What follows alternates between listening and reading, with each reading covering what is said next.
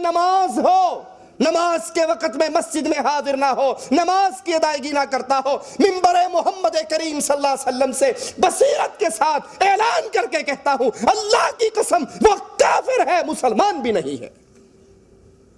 جو ولی کہے اپنے آپ کو میں ولی ہوں لیکن مجھے نمازوں کی حاجت نہیں، اب میرا دل الا اللہ کی ضربیں مارتا ہے، میرے اندر سے اللہ اللہ اللہ کی آوازیں نکلتی ہیں، بس میں ولایت کے اس مقام تک پہنچ چکا ہوں جہاں بس اب جسم کا ذرہ ذرہ ذکر کرتا ہے۔ ایک حضرت کی میں کتاب پڑھ رہا، پیر صاحب کی، اس نے کہا ہمارے مرشد جو تھے وہ حجرے میں بند ہو کے ذکر کرتے تھے۔ ایک دن میں نے حجرے کے سوراخ میں سے آنکھ لگا کے دیکھا تو عجیب منظر دیکھتا ہوں، پیر صاحب کا سر ادھر پڑا تھا، پاؤں ادھر پڑا تھا، ٹانگیں ادھر پڑی تھی، دھڑ ادھر پڑا تھا، انتڑیاں ادھر پڑی تھی، آنکھیں ادھر پڑی تھی، زبان ادھر پڑی تھی، قدم ادھر پڑے تھے، اور ہر عضو میں سے اللہ اللہ اللہ کی آوازیں نکل رہی تھی، ایک ایک چیز پیر صاحب کی ذکر کر رہی تھی۔ کہا میں نے جو ہی دروازہ کھولا، اب پیر صاحب کو پتہ لگ گیا کہ کوئی دیکھ رہا ہے، وہ فوراً جس طرح مقناطیس اکٹھا ہوتا ہے نا، سارا کا سارا اکٹھا ہو کے پھر دوبارہ پیر بن گیا، کہنے لگا خبردار یہ ولایت کی باتیں ہیں، معرفت کی باتیں ہیں، کسی کو نہ بتانا۔ اگر یہ ولایت کی بات ہوتی اللہ کا قرآن ذکر کرتا، محمد کریم کا فرمان ذکر کرتا، اور جو طریقہ اللہ اور اس کے رسول کی شریعت میں موجود نہیں، یہ ولایت کا طریقہ نہیں، یہ شیطان کا طریقہ ہے۔ یہ ذکر رسول اللہ نے صحابہ کو سکھایا، یہ چلے رسول اللہ نے صحابہ کو سکھائے، یہ مراقبے رسول اللہ نے صحابہ کو سکھائے، یہ جنگلوں میں جا کر دنیا سے کٹ کر ایک آپ کیا جانتے ہیں، آپ مانتے نہیں ہوئے جو وہابی، ہمارے پیر صاحب 40 سال تک ایک ٹانگ پہ کھڑے ہو کر دریائے راوی میں چلا کاٹتے رہے، 40 سال تک ایک ٹانگ پہ کھڑے رہے۔ آپ نے دیکھا ہے کبھی پانی دریا کے اندر کچھ پرندے ایک ٹانگ پہ کھڑے ہوتے ہیں؟ بگلے کو دیکھو اگر وہ ایک ٹانگ پہ کھڑا ہوتا ہے، تو اس کو کس نے سزا دی تھی 40 سال تک کے لیے اس کی ٹانگ کھڑی کر دی اوپر کہ ایک ٹانگ پہ کھڑا رہو؟ کون سا گناہ کیا تھا؟ اگر یہ دین ہوتا تو یہ دین مدینے والے محمد کریم صلی اللہ علیہ وسلم ہمیں سمجھا اور سکھا کر جاتے۔ یہ کون ہے؟ آئیے قرآن سے پوچھتے ہیں، یہ دعویٰ بھی کرتے ہیں۔ ایک آتا ہے ہاتھ دکھاتا ہے، جی بتائیے، وہ ہاتھ دیکھتا ہے، دست شناسی ایک بڑا علم ہے، لکیریں بولتی ہیں، لکیریں بول کے بتاتا ہے تیرے گھر اتنے بچے ہوں گے، تجھے اتنا رزق ملے گا، فلاں دن تیرے لیے منحوس ہے، فلاں دن تیرے لیے اچھا ہے۔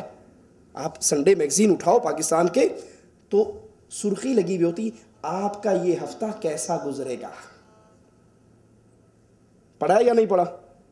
دیکھا ہے آپ کا یہ ہفتہ کیسا گزرے گا؟ یہ علم کس کو ہے؟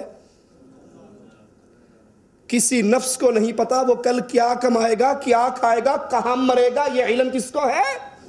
لیکن یہ جادوگر، یہ اللہ کے دین کے دشمن، یہ شیطان کے ولی اعلان کرتے ہیں آپ کا یہ ہفتہ کیسا گزرے گا، آپ کا ستارہ فراں مجھ سے ملتا ہے، تاریخ پیدائش اور علم نجوم کے مطابق اس ہفتے میں پریشانی آنے والی ہے، اس ہفتے میں رزق ملنے والا ہے۔ قرآن بیان کرتا ہے قُلْ هَلْ أُنَبِّئُكُمْ عَلَى مَا تَنَزَّلُ الشَّيَاطِينُ تنزل على كل افاك اثیم، سورۃ شعراء ہے، 222 نمبر آیت ہے۔ مالک کہتا ہے کیا میں تمہیں بتاؤں شیطان کس پہ اترتے ہیں؟ یہ اللہ کے ولی نہیں، شیطانوں کے ولی ہیں، یہ جادوگر، یہ نجومی، یہ فال نکالنے والے۔ شیطان کس پہ اترتے ہیں؟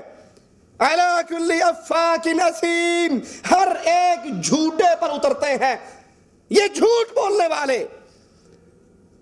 قرآن ایک اور مقام پہ اعلان کرتا ہے وَمَن يَعْشُ عَن ذِكْرِ الرَّحْمَنِ، جو اللہ کے ذکر سے پیچھے ہٹ جائے، اور یہ نجومی اللہ کے ذکر سے دور، قرآن سے دور، عبادات سے دور، نمازوں سے دور، اپنی جادوگری کے خول کے اندر بند رہتے ہیں۔ مالک کہتا ہے نُقَيِّضْ لَهُ شَيْطَانًا فَهُوَ لَهُ قَرِينٌ، جب یہ اللہ کے ذکر سے دور ہوتے ہیں پھر اللہ ان کے ساتھ ایک شیطان کو چپکا دیتا ہے، شیطان اس پہ مسلط ہو جاتا ہے، اور وہ شیطان اس کا ساتھی بن جاتا ہے، وہ اس کو باتیں سمجھاتا ہے، القاء کرتا ہے، ایک جھوٹ 100 سچ، ایک سچ 100 جھوٹ ملا کر، اور وہ لوگوں کے اندر پیشن گوئی کر دیتا ہے۔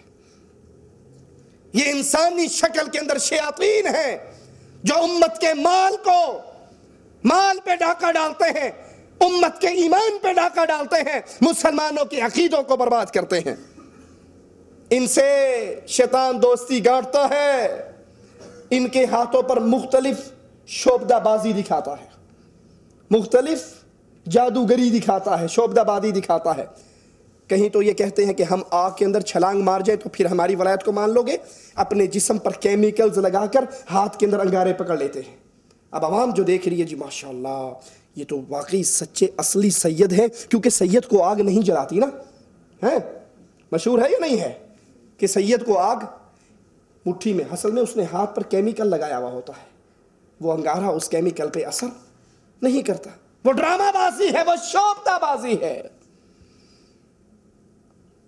عوام کے دلوں کے اندر ان جھوٹوں کی یہ کرامتیں اتنی رچ بس گئی ہیں۔ جی آپ کیا، فلاں بزرگ صرف انگلی اگر اٹھا لے، انگلی اٹھانے سے سامنے والا مر جاتا ہے۔ فلاں جو ہمارے بزرگ ہیں اس کے پاس چلے جاؤ، بتا دو میرے گھر میں چوری ہوئی، جہاں کہیں چور ہوگا اس گھر کا پورا نقشہ آپ کو دکھا دے گا۔ ارے ظالمو، یہ تو سوچو، جو چیز تمہارے پیر صاحب کو، بزرگ کو علم غیب کے طور پہ اطلاع ہو جاتی ہے، اگر یہ کوئی کمال ہوتا تو محمد کریم صلی اللہ علیہ وسلم کے بارے میں کیا کہو گے، جن کے سامنے گوشت تھالی میں پڑا ہے اور ان کو پتہ نہیں گوشت میں زہر ہے؟ کیا کہو گے؟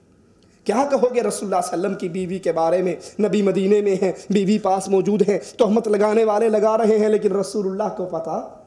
یہ ولایت نہیں، پوری دنیا کے ولی ایک طرف اکٹھے ہو جائے، میرے نبی کریم صلی اللہ علیہ وسلم کی قدم مبارک سے اڑنے والے مٹی کے ایک ذرے کے برابر سارے دنیا کے ولی برابر نہیں ہو سکتے۔ تم اس کو ولایت سمجھتے ہو، یہ اس پر شیطان آ کر القاء کرتا ہے اور یہ جھوٹ بولتا ہے۔ کسی کے گھر جاتے ہیں نا، وہ کہتے پیر جی میری بیگم حمل کے ساتھ ہے، ذرا بتائیے ہمارے گھر میں کیا ہونے والا ہے۔ ایک کو کہتا ہے تواڈے گھر پتر ہوئے گا، اگلے کے گھر جاتا ہے کہتا نہیں وہ تی ہونی ہوتے، انہوں پتا ہے دونوں کچھ نہ کچھ تو ہوئے گا۔ ادھر کو بیٹا کہہ دیا، ادھر بیٹی کہہ دی، جو چیز بھی ہو گئی تو ایک فیملی تو پھر بھی مرید رہی نا، ایک فیملی تو پھر بھی مرید رہی۔ اور یہ اتنے بے علم، یہ جادوگر، یہ نجومی، دین سے اتنے دور۔ ہمارے ایک دوست نے اپنے گاؤں کا مجھے سچا واقعہ سنایا، کہا اسی طرح وہ سال کے بعد آتے تھے نجومی، اور وہ آئے ہمارے گھر تو اچانک جب وہ اس گاؤں میں آئے، گاؤں میں ایک لڑکی جل کر کوئلہ ہو کر مر گئی، جل کر مری تھی۔ اس نے کہا جی ماشاءاللہ پیر صاحب آئے ہوئے ہیں، شاہ صاحب آئے ہوئے ہیں، شاہ صاحب آپ ان کا جنازہ تو پڑھائیں۔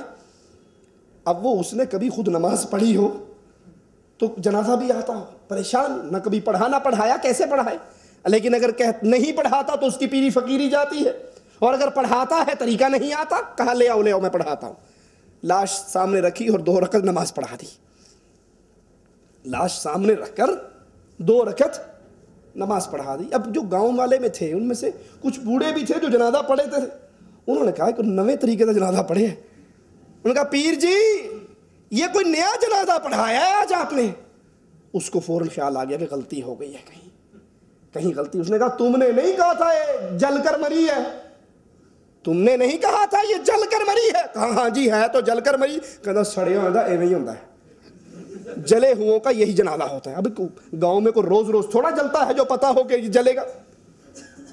یہ جھوٹ بولنے والے، لوگوں کے سامنے علم غیب کا دعویٰ کرنے والے، اور علم غیب کا دعویٰ کرنے والا کافر ہے، اللہ کی شریعت سے خارج ہے، یہ اللہ کے ولی نہیں۔ اگر یہ اللہ کے ولی ہو تو زندگی کے اندر یہ رسول اللہ صلی اللہ علیہ وسلم کی سنت کے مطابق چلے۔ ان کی زندگیوں کا حالت عالم کیا ہے؟ ان میں سے اکثر وضو نہیں کرتے، اکثر اللہ کی قسم، ملتان کے اندر ایک مجذوب رہتا تھا ہمارے شہر ملتان میں، ننگا سر سے لے کر پاؤں تک کوئی کپڑا اس کے جسم پر نہیں، اور